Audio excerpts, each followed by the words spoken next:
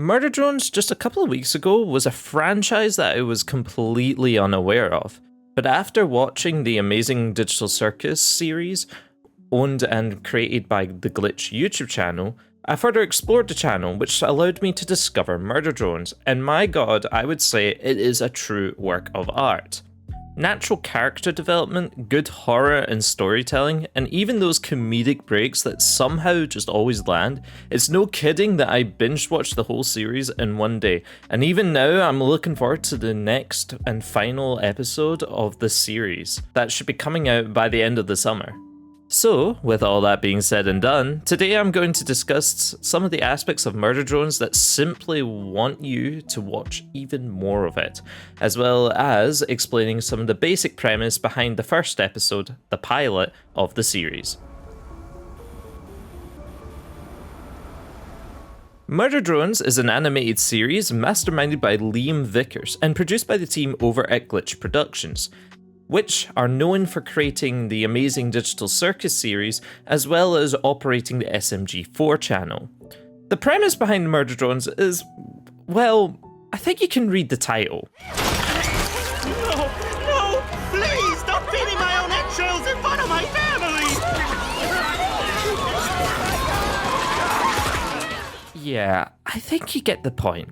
Anyway, in a simple opening of the story, we are told at the beginning that the worker drones were created to aid humanity on doing the dirty work for humanity, as well as serve as our loyal servants. However, it turns out that humanity just decided to play God and fucked around.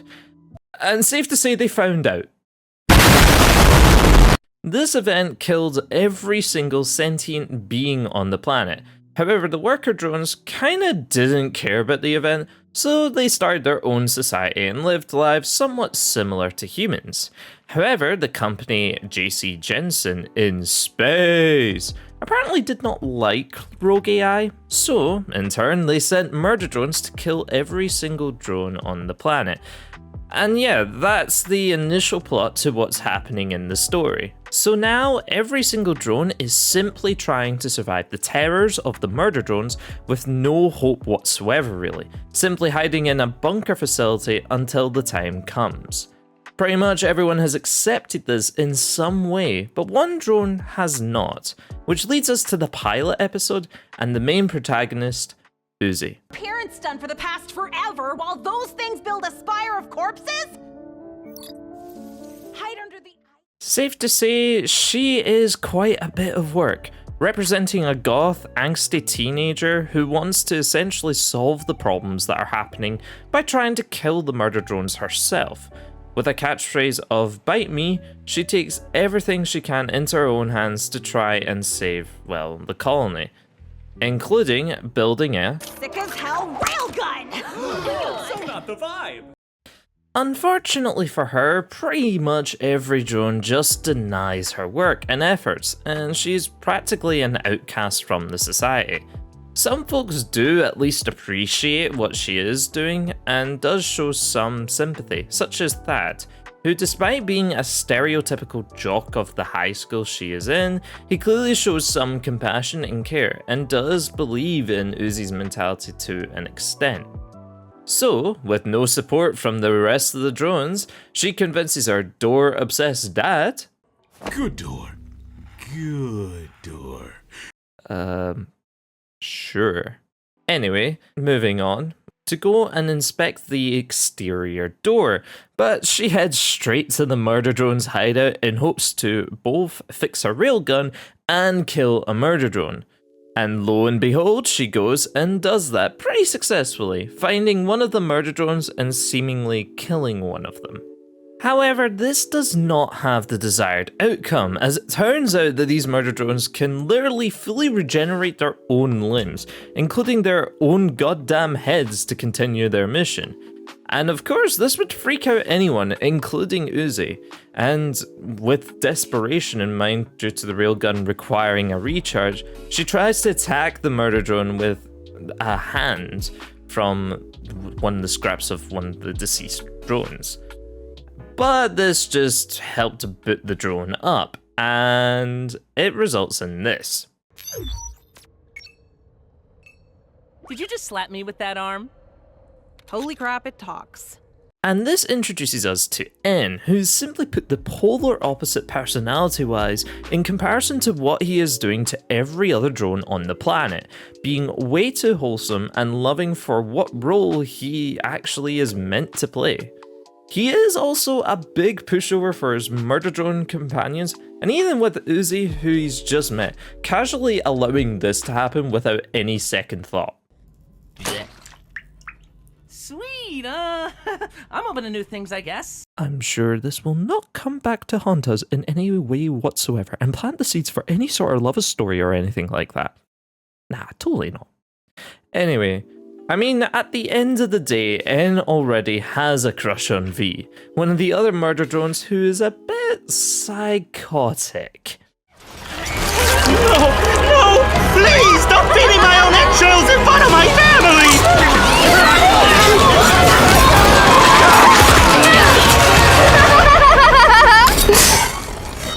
And yet, I still feel nothing. And of course, we have to mention Jay as well, the other murder drone of the trio, who really acts if she is a full-on dominating woman that would pretty much excite any guy, and apparently that includes N. Although, to be fair, he's just saying everything purely to be nice, I'm pretty sure.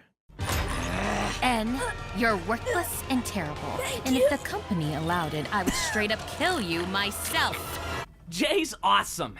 After a bit of chatter, he reveals what their purpose is, and Uzi starts to line up some dots that something ain't right with their mission, and basically says that he is simply being used by the said JC Jensen in space to kill all worker drones and then simply be left for waste once his purpose has been fulfilled.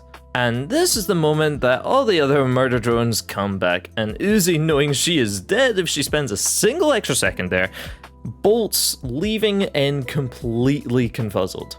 Eventually, after a quick reboot, N realizes that he has been an absolute idiot to his programming, and that he's just interacted with a worker drone that's tried to influence him. So now, this results in him going to hunt down Uzi, managing to bypass the holy doors that had protected the worker drones from the murder drones, and proceeds to kill everyone on sight.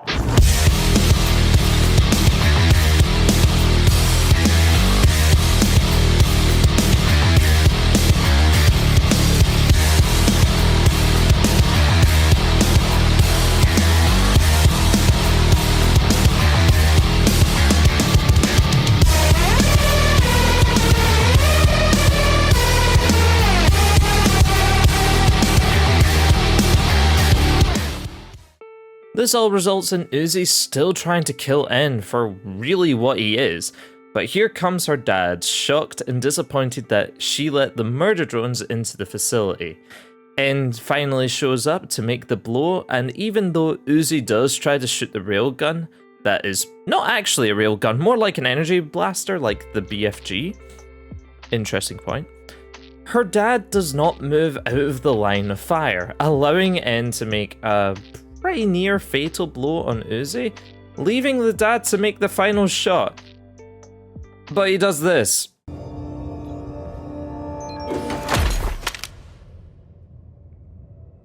Pussy. So this leaves us in the awkward predicament that essentially Uzi is dead. Well, not quite, because it turns out N actually has a soul, realized how shit the scenario was, and genuinely was like, I ain't gonna kill you, because I genuinely feel bad for you. God, I love this character. Shortly after this, J and V finally show up and basically give them his first compliment and probably ever, getting past the doors. They have a quick chat and essentially praise them, basically saying that, oh yeah, we love the company, we love the company. But N's kind of like, you know what, Uzi brings up a couple good points. So he starts to maybe say that, something might be fishy with the company. Just maybe. V obviously doesn't care, but Jay's like, I now have an excuse to kill you. Goodbye, and proceeds to attach a virus onto him which would progressively kill him. Leaving N left for dead, Uzi finally reappears and basically goes, what the hell are you thinking? Bruh. After this whole interaction, she then goes to try and follow the murder drones to kill them, realizing that she can't actually leave the area because she is tiny and cannot jump nearly 4 times her own height. Anyway, she makes a clever remark calling him he had a lame heel to face turn, kind of breaking the third wall, and then they form an unlikely partnership to essentially stop J and V from killing every single drone that's left on the planet.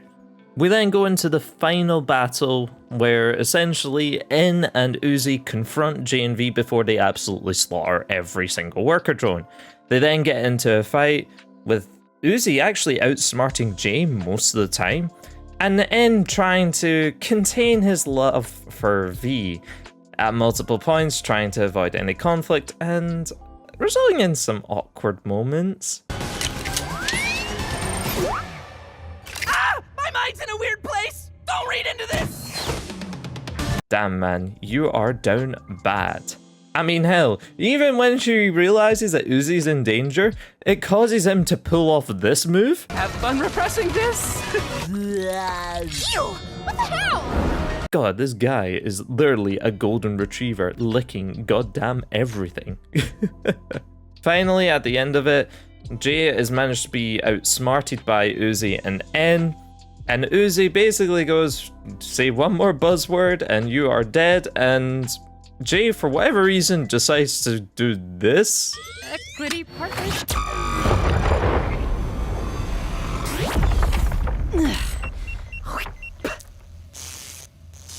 Yeah, I don't think she's coming back. Or maybe. I mean, we did hint at N regenerating his own head. Maybe that's the premise for the next episode. I don't know. And that pretty much rounds up the pilot episode. It is essentially quite a fast-paced episode trying to cover some of the main aspects. To be honest, even though it is fast-paced, I did find the start to be a bit slow and a bit too stereotypical, following that kind of teen lifestyle of high school and all that. But other than that, it was really well done. And there are many aspects I want to go over now that makes me believe that this is an amazing show. Talking about what? Consider it, repressed. The first thing I'm going to go over is the actual concepts of the character growth. All the characters are very similar apart from the eye colors, different hairstyles, but despite this, I'm actually able to pick up who's who as long as they're part of the main cast. Some of the subcast characters I find are a bit too similar or don't differentiate enough to the point where I kind of lose track of them and don't really care about them. So when their deaths happen on screen, I was a bit like, oh, cool gore, but I couldn't really care less about the actual kill in a sense. Focusing more on individual characters, of course we have Uzi as our main protagonist. As we initially see, she's very angsty, she's very insecure, and generally speaking, doesn't trust anybody.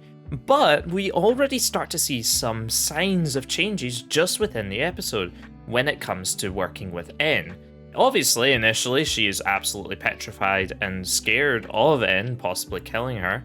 But after they both realize that they kind of have similar issues just in their own aspects, they kind of mutually agree to work together to defeat V and J at the end of the episode. And this continuously develops in further episodes. Obviously, I'm not going to share that, but it is very interesting to see that that development is continuous, and it does make it feel very natural and genuine, rather than being forced like a lot of TV shows do nowadays.